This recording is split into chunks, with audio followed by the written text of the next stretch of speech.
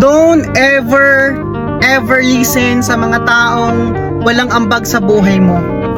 Don't ever listen sa mga taong hindi naman makakatulong sa pangarap mo at goals mo sa buhay.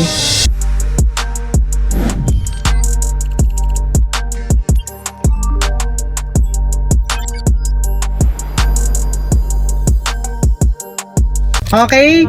Pakinggan mo lang yung mga tao na yung pinapangarap mo pa lang nakuha na nila. Pakinggan mo yung mga tao na yung gusto mong makamit sa buhay mo, nakuha na nila. Alright? So, parang ganito lang guys. Pag may sakit ka, makikinig ka sa nurse or doctors. Pagka gusto mong maging professional boxers or boxingero, makikinig ka sa mga champion, sa mga magagaling magboxing tulad ni Manny Pacquiao. Kung gusto mo naman gumaling sa pagbabasketball, simple lang, makinig ka sa mga MVP, okay? Makinig ka sa mga PBA player or NBA players gaya ni LeBron James or Stephen Curry. Tama ba? So kung gusto mong gumaling kumanta, makinig ka sa mga professional singers.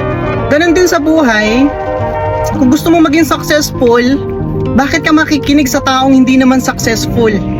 Tama ba?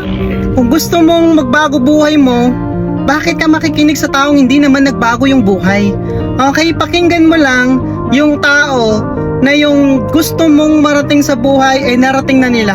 Kasi alam nila yung process, alam nila yung step by step kung paano nila gawin yon. Alright, so yun lang naman.